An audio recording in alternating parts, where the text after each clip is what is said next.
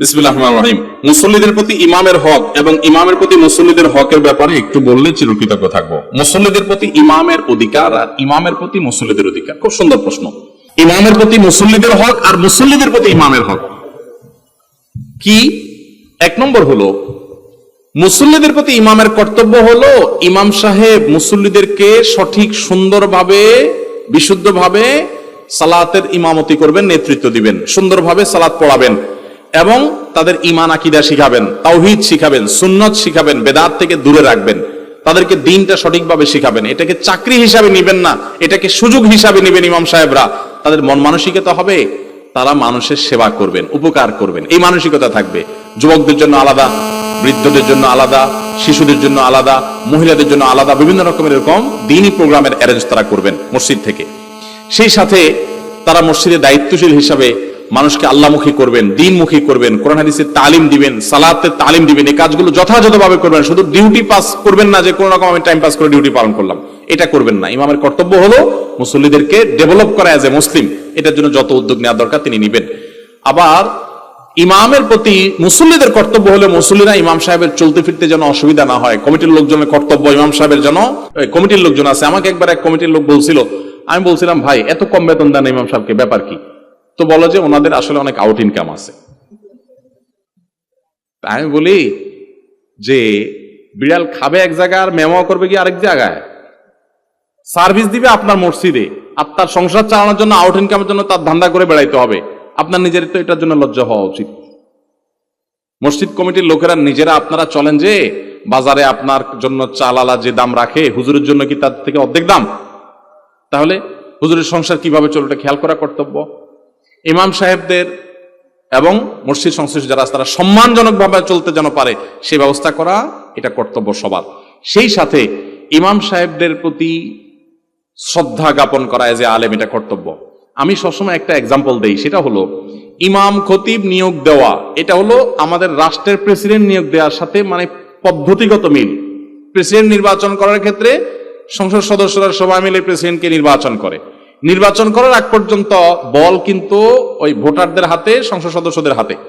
ওনারা কাকে নির্বাচন করবেন, বেশিরভাগ মানুষ কারে ভোট দিবেন সেটা তাদের ব্যাপার।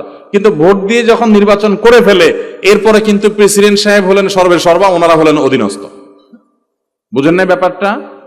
আবার যদি প্রেসিডেন্ট সাহেব এমন কিছু করেন যে না তারে আর রাখা যায় না, তখন আবার কিন্তু অনাস্থা প্রকাশ করে সংসদ সদস্যরা মিলে তাকে আবার বাধা দিতে পারেন। এবার আমাদের ইমাম নিয়োগ পদ্ধতির সাথে মিলান, দেখবেন হুবহু মিলে যায়। এলাকার লোকজন, গণ্যমান্য ব্যক্তিরা, মুসল্লিরা, কমিটির লোকজন, আপনারা স্বাধীন কাকে ইমাম নিয়োগ দিবেন, ভালো মানুষ দিবেন না খারাপ মানুষ দিবেন, যোগ্য দিবেন অযোগ্য দিবেন, এটা আপনাদের ব্যাপার। আপনারা নির্বাচন করতে পারেন, স্বাধীনতা আপনাদের কাছে। আল্লাহ আপনারা বাধ্য করে দেন অমুকরেই করতে হবে, আপনি বাছাই করে সবচেয়ে ভালোটা নিবেন। কিন্তু যখন নিয়োগ হয়ে যাবে তখন কিন্তু উনি ইমাম, উনি নেতা, উনি আপনার সামনে, ওনার সামনে বেয়াদবি করা যাবে না, তাকে মানতে হবে যে প্রেসিডেন্টকে যেরকম মানতে হয়। আবার যদি ইমাম সাহেব এমন কোন পথে চলে যায় যে না তারে আর রাখা যায় না, ওনার পিছনে নামাজ আর পড়া যায় না, তখন আবার ওই যে ইমপিচমেন্ট করতে পারেন, তখন আবার আপনি অনাস্থা প্রকাশ করতে পারেন, সেই সুযোগ আছে। কিন্তু আমরা কি করি? ইমাম নিয়োগ দেই, ইমামরে চাকর মনে করি। চাকর মনে করি কি করি না? এগুলা করা উচিত না। উভয়ের কর্তব্যের পরে সামিল হতে হবে। শুধু দেখবেন না এসে ইমাম সাহেবের ফতোয়া শোনায়। আমি এই জন্য বলি এই দেশের সবচেয়ে বেশি ফতোয়াবাজি, মানে ফতোয়া নিয়ে তামাশা, ভুলভাল মাসালা দিয়ে চাপের মধ্যে রাখা হয় দুই শ্রেণীর মানুষকে, এক হলো মহিলাদেরকে, আর হলো মসজিদের ইমাম সাহেবদেরকে। দেখবেন যত সব ফতোয়া ইমাম সাহেবদের ব্যাপারে। আমার কাছে প্রশ্ন আছে, আচ্ছা ইমাম সাহেব যদি অবিবাহিত হয় তাহলে তার পিছনে নামাজ পড়া যাবে কিনা? আমি বলি ইমাম সাহেব অবিবাহিত হলে তার পিছনে নামাজ পড়া যাবে কিনা, এইটা যে প্রশ্ন করছে তার মাথায় এইটা আসলো না কেন যে মুসল্লি সাহেব যদি বিয়ে না করে থাকে তার নামাজ হবে কিনা? এই প্রশ্ন আসলো না কেন? আপনি মুসল্লি সাহেব বিয়ে না করলে নামাজটা হবে কি হবে না এই প্রশ্ন আসলো না, মাগার ইমাম সাহেবেরটা আপনার মাথা চলে আসলো কেন? যত ফতোয়া দেখবেন সব কার বিরুদ্ধে? ইমাম সাহেবের বিরুদ্ধে। এবং ইমাম সাহেবের বিরুদ্ধে সমালোচনা করাটা বেশ বেশ মধুর, একদম সুস্বাদু খাবারের মতো আমাদের কাছে মজার লাগে এই রসমষ্ট ইয়েটা, সমালোচনাটা, তাই না?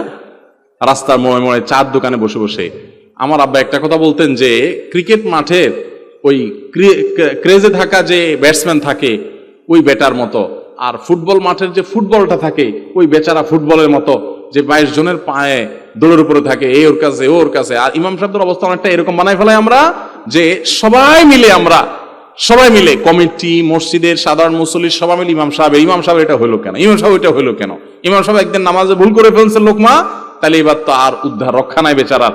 হ্যাঁ, আমি না হয় দোকানদারি করি, আমার দোকানের কথা মাথায় আসে, ইমাম সাহেবের কি মাথায় আসে, ওনার কেন ভুল করলো? আছে না নাই? হারাম শরীফের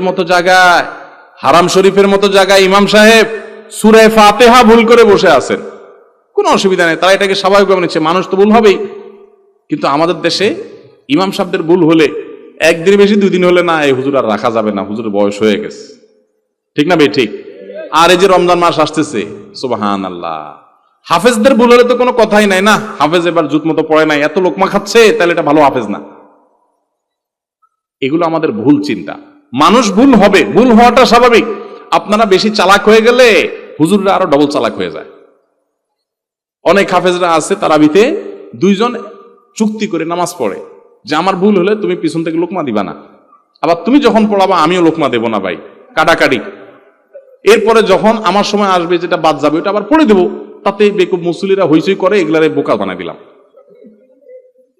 তাহলে বেশি চালাকি করে গলায় কিন্তু দড়ি, এই জন্য অতি চালাকি করবেন না।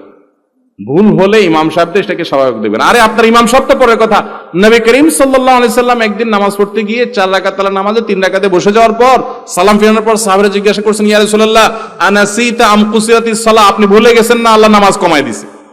আল্লাহর নবী ওহী আসতো তার কাছে, আল্লাহ তাকে এরকম একটা ভুল একবার করাইছেন যাতে করে আমরা একটু আমাদের ইমাম সাহেবদের প্রতি, মুসল্লিদের, মুয়াজ্জিনদের প্রতি, খতিব সাহেবদের প্রতি আমাদের রহম হয়, আমরা যেন তাদের বিরুদ্ধে খোঁচাখুচি না করি। আমরা চাই আমরা যত আকাম কুকাম আছে সব করব, আর হুজুরটা হবে একদম ফেরেশতার মতো, এরকম। ঠিক না? যে হুজুরটা হবে আমাদের এই ফেরেশতার মতো। হুজুর এরকম ঘাড় বাঁকা করলো, বাঁকা করলো, কোনো মৌলবীর গায়ের দোষ আছে, কিন্তু আমি যত আকাম কুকাম আছে সব করব। এই না আমাদের অবস্থা? আল্লাহ তাআলা আমাদের সবাইকে দায়িত্বশীল মানুষ হওয়ার তৌফিক দান করুন। খবরদার, ইমাম সাহেবদের গীবত এটা ভয়াবহ বিষয়। লুহুমুল উলামা মাসমুমা, আলেমদের গোশত কিন্তু বিষাক্ত, অর্থাৎ তাদের গীবত করবেন, ঈমান আমল সব ধ্বংস হয়ে যাবে। আমার জীবনে বহু মানুষ দেখছি হুজুরদের পিছনে সারা বছর লাগা থাকে, এগুলো বেঈমান হয়ে মারা যায় অনেকে। আমি দেখেছি এগুলোর অবস্থা খুব খারাপ হয়। যদি কোনো সমস্যা থাকে তাকে বুঝায় দেন, যদি দেখেন বেশি বেলাইন তারে বাদ দিয়ে দেন, কিন্তু রাইখা তারা সমালোচনা করবেন, অপমান করবেন, তার পেছনে পেছনে সমালোচনা করে বেড়াবেন। ইমাম সাহেব যে জায়গাটা দাঁড়ায় সেটা কিন্তু রাসূলের জায়গা, রাসূল সাল্লাল্লাহু আলাইহি ওয়াসাল্লাম ইমামতি করতেন, উনি তার প্রতিনিধি, অতএব তাদেরকে সম্মান করতে হবে। আল্লাহ আমাদেরকে তৌফিক দান করুন।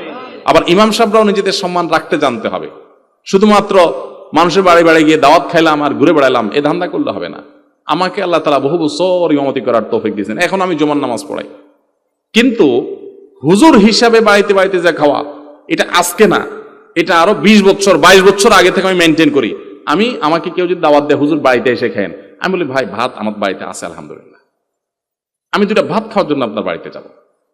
আপনি আমাকে দাওয়াত দিয়ে খাওয়াবেন, হয় আমার সাথে আপনার একটা সম্পর্ক তৈরি হবে সেই ভিত্তিতে দাওয়াত দিয়ে খাওয়াবেন। করোনা হিসাবে হুজুর আল্লাহর রাস্তায় একটু খাওয়াইলাম, এই করোনার খানা আমি খাইতে যাব না, আমি যাই না আলহামদুলিল্লাহ।